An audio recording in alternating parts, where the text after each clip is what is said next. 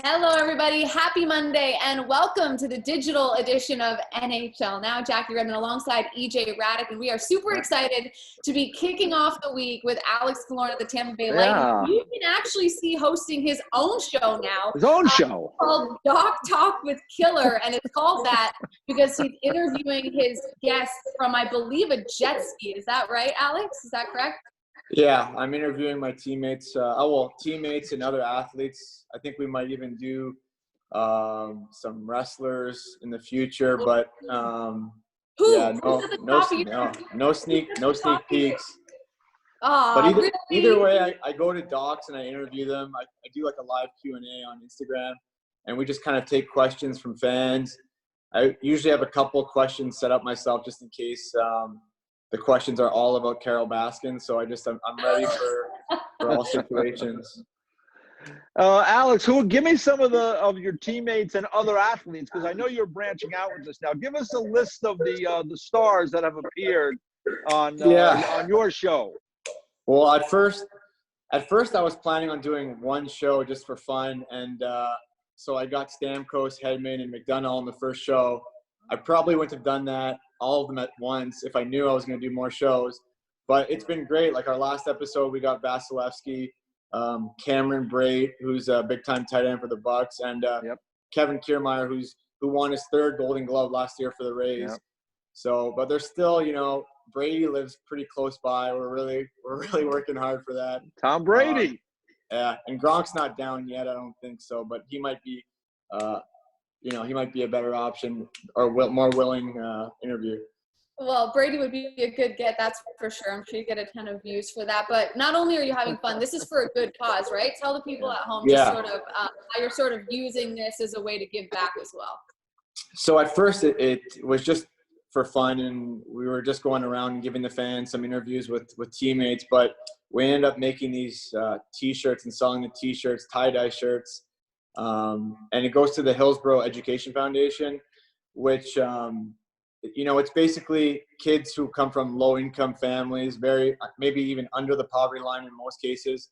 And because school has been canceled throughout Florida and throughout Hillsborough County, a lot of these kids obviously aren't able to go to school, and they don't have the resources that you need to continue in school because, you need Wi-Fi, you need iPads, you need computers to interact with your teachers and make sure that you finish the year.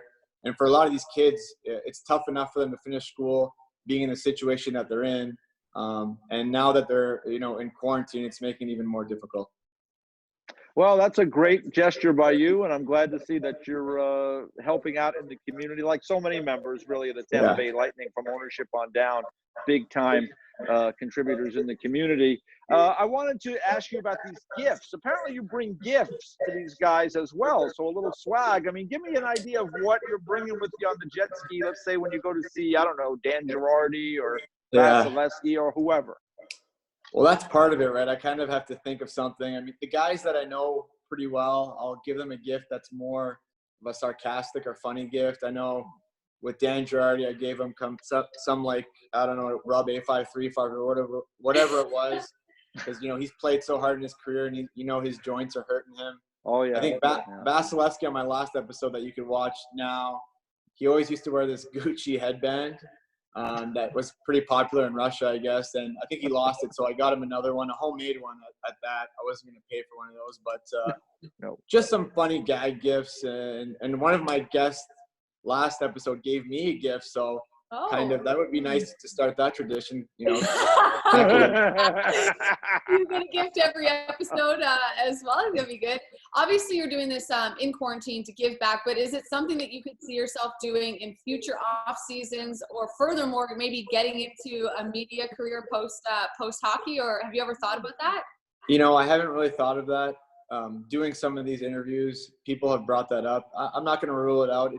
But right now, it's just something that I've been doing that's been fun. I feel like the more I do it, the more comfortable I am on camera and asking these questions. But I haven't thought too much into the future, honestly, about these kind of things. All right. I saw, in social media, I saw you were out hitting some golf balls, and like a lot of you could take advantage of the good weather down there. How's your golf game been? It's been pretty good. I mean, I've been working on it quite a bit, so I'm close to a scratch right now. So yeah, shout out to myself. I saw some guys were hammering you for your calves or something like that. I don't know. Yeah, Bucci Gross was hammering me for my calves, and not nice. You know what? That's fine. Hey, I'm open about it. I said I look like I'm riding a chicken most of the time when I have my shorts on. So, but you know what? That's fine by me. Stamkos has the same problem, and he says, cheetahs are the fastest animals in the world, and they got small calves. So there you go.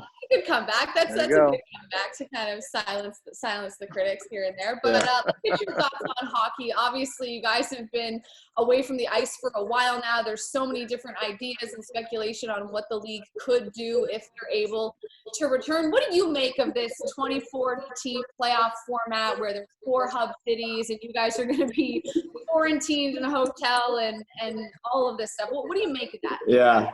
Well, I mean, in terms of the actual format, I think there's still a lot of speculation that's going on with that. I know being that I'm the PA rep on our team, I'm on a lot of calls trying to figure these things out. But for me personally and for my team, I know most guys on my team, actually probably everyone on my team, we just want to make sure we have a chance to play. There's so many chances you have to win this thing, and to just throw it away would be not the best scenario for a lot of teams. I think there's a bunch of different scenarios being thrown around. As long as it's as fair as it can be, we know it's not going to be a great situation regardless, but just make it as the most fair possible. And I think guys, regardless, are going to be willing to play. You mentioned you're on these calls, and I don't want you to divulge things that are going on, as you obviously wouldn't on the call. But what's the tenor like of these calls? Because there's all kinds of different ideas that seem to be out there. Yeah, there is a return to play committee that's consisted of a couple players, and they really talk about that more than we do. For us, it's just kind of, CBA type stuff and paycheck type stuff. But we've been talking about what we're going to do going forward, and we just want to make sure it's fair because every team is in a different situation. We're in a different situation than Winnipeg Jets. We're in a different situation than the Montreal Canadiens, and these formats are going to affect all of us differently. So we just want to make sure every team has a fair shake going forward. Sorry, you guys froze there on me for a second. I'm in the middle of the country, so my Wi-Fi. So I was silent there for an awkward amount of time because you were both frozen on my screen. Okay. But, I thought my answer was just so good at perplexing you guys. You stunned me with your words. No. Thank you, guys. Should the NHL be able to find a way to return? You guys have been off for so long now. For you, just personally, what's a realistic amount of time for a training camp for you to feel comfortable, getting into games that especially for the Tampa Bay Lightning, who are in this window of opportunity to contend for a Stanley Cup? What's a realistic timeline to kind of get back on track? To be honest, I don't think any timeline is going to be realistic, just in the sense that we're playing hockey. We all know that we can train as hard as you want all summer. You can skate with your buddies. You can even mimic scrimmages, but it really isn't. You're not in hockey shape until you play a couple games. So I think to get some games in before a playoffs would be essential, I think, just going forward. But in terms of a training camp, I mean, at least 3 weeks to kind of get going. And that's just for me. I know some guys might be less, some guys might be more, but definitely maybe around a month or something to get going. All right. Well, listen, Alex, we appreciate you taking the time to hang out with us today. Good luck with the show and locking down guests. It's not always an easy thing. Not always easy. To come on the show, but not easy. Fans out there that want to catch the show, it is called Doc Talk with Killer. It's on Instagram. So head to his social channels and you can find it there. It's all for a good cause. One last really quick one, Alex. If you could have any guest on the show and they would guarantee say yes, who would you want on? Athlete, celebrity, anybody. Oh, Tom Brady. I mean, it has to be Tom Brady. Tom Brady. I know Tampa Bay Bucks. But he legitimately lives close by and it could be done. If I had to pick anyone random, I would just Larry David maybe. I think he's hilarious. So that would be good. Yeah. Hey, well, you never know. You never know. But, never know. We appreciate the time and hopefully we'll see you and the Bolts back on the ice soon. All right. Thanks, guys.